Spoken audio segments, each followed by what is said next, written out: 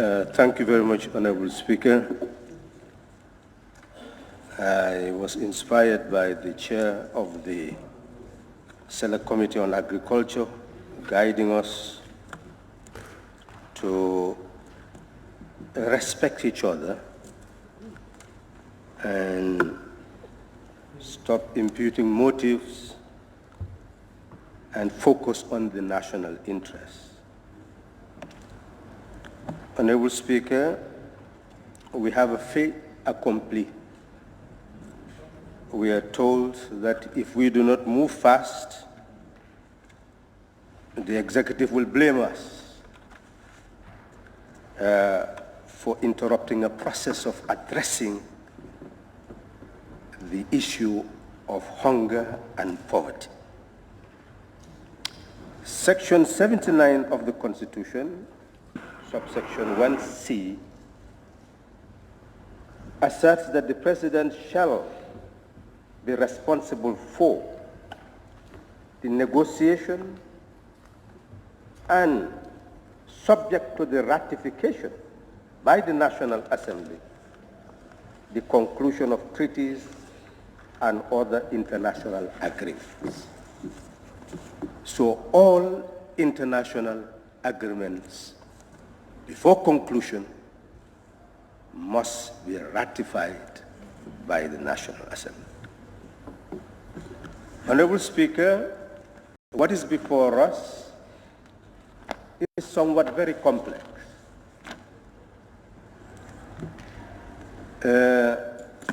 It is complex because we have a financing agreement which has many components.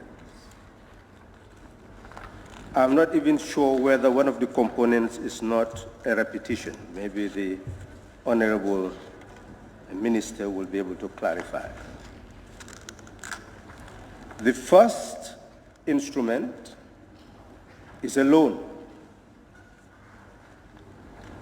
And it is clear that the instrument goes to 18 pages, covers 18 pages. And we are told at page 1 that it is a loan. At page 5, I'm sorry, that it is a loan of $2 million US.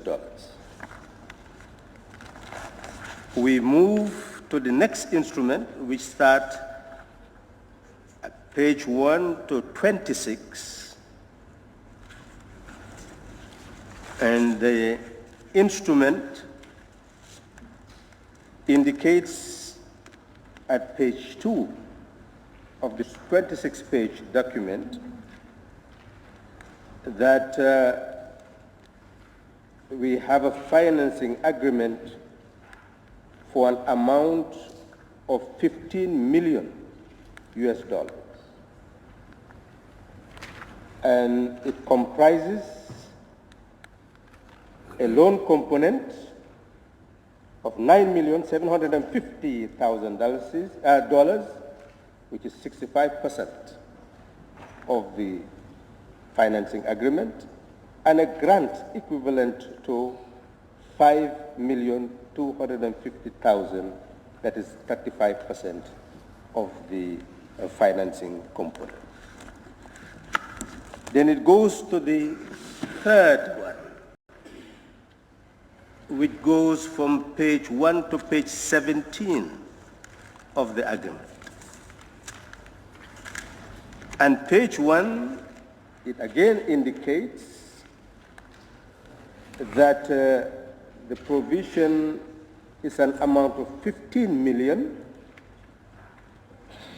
and the same arrangement of $9,750,000 constituting the loan component, 65%, and a grant component of $5,250,000, 35%. Then it goes to the fourth element, which is the final financing agreement, ranging from page 1 to 13. And there at page 3, it provides a grant of $300,000. So this is what is in my own folder of financing agreements that are consolidated, and the minister should review whether that is the reality, and that means that the figures put before us would have to change if they are all added up in terms of the request that he is making for ratification. So, Honorable Speaker, looking at what I have already said is a fait accompli. It is left to the Agriculture Minister, the technicians, to guide the nation towards the eradication of hunger and poverty. What I've seen here, even though we cannot oppose what is proposed, I cannot oppose it, but I'm also extremely skeptical that this is what is going to eradicate poverty. Because if you look at the elements, Honorable Speaker, the focus for the first one at page 15, that the project is adopting a multilateral strategic approach that derive from the national priorities, lessons learned from previous investments, and sector review and analysis. This approach is based on private sector engagement and market mechanisms. That's an ideology. That is the focus of anyone who wants to build a society. From my own perspective, what I see among the 70% citizens who are in the rural areas, they, according to the very ministry that had put this project before us, are smallholders. They have not had access to finances to be able to improve their production capacity. These are family farms requiring support to be able to have the inputs to expand their production base. What I tend to see is what is at Kafuta, I believe. I don't want to mention names of those who are investing. I have no objection against investment. But I hope that a latifundia system will not develop in the Gambia, where few investors will come and take over all that land, produce massively, but will not be able to remove our people from poverty,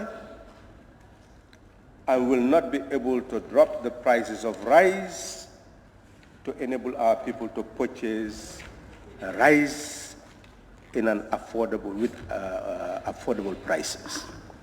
That is my fear.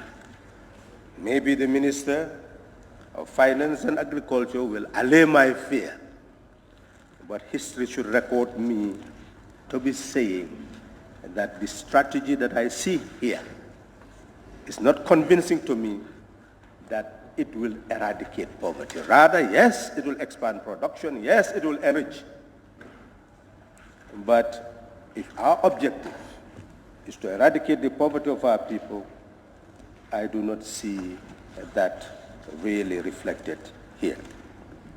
Honorable Speaker, it is important to conclude by saying that we cannot obstruct the logic of a government, its ideology, its own view, its own concept of how to develop a society. We are not the executive. We are not elected to determine policy. We are here to review what its does, the executive does, serve as oversight, guide the process, where things are wrong to expose, and when it comes to lawmaking, we have absolute power to make the laws and to approve whatever budgets may be available. But the policy is theirs. Honorable Speaker, one thing that must also be remedied, it's a fundamental law of economics that if you want to remedy inequality, there must be a balanced and proportionate basis of development. And that requires what is being done in terms of development of agriculture in the 5 regions that exist in the country. But there is a misconception that should be remedied. Agriculture is not only rural based. Agriculture is national. And unless we have that national concept, we will be misleading ourselves in terms of policy drives. If you study the whole habitat from Banjul all the way, especially Banjul and KMC, you have wetlands everywhere. In my younger days, we had these lakes where you can get fish, freshwater fish everywhere. The whole Igbo Town area were not only farms, but whatever you can think of in terms of seafood was being produced. And still aquaculture is feasible in all these areas. And we know the Bakau garden, all that, where the big mosque, Gaddafi Mosque is in Serekunda, was in fact a garden of the Serekunda villages. It is poor planning that has failed the population. Up till now, there's a stream that borders the people every year with flood. With proper planning, you can have aquaculture in all that area of Bakot, providing the possibility of fighting hunger. Every day we pass the women from Banjul to Serekunda selling what? Oysters. The mangroves are there. Those mangroves used to be utilized for what? To be able to get firewood for cooking. The whole of Banjul used to be provided with means of fire through the mangroves. Who had planned it? There is no planning. So what is essential, Honorable Speaker, is to change our mindset. That's why we are saying study is necessary.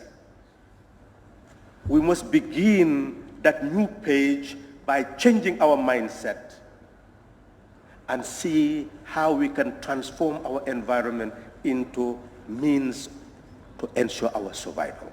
And I will conclude there, Honorable Speaker, because clearly I will not be the one who will stand here with all these agreements that are before us and say, I will oppose it. But we should not be seen as a rubber stamp. We must be seen to be people capable of scrutinizing this document technically, as well as looking at the issue of vision and mission to be able to address the key questions of hunger and poverty. That will require for us to cooperate by giving us time to look at these documents, add value to it, give our committees opportunity to look into them, And in that way, we'll be able to work together, plan together, and save the nation together.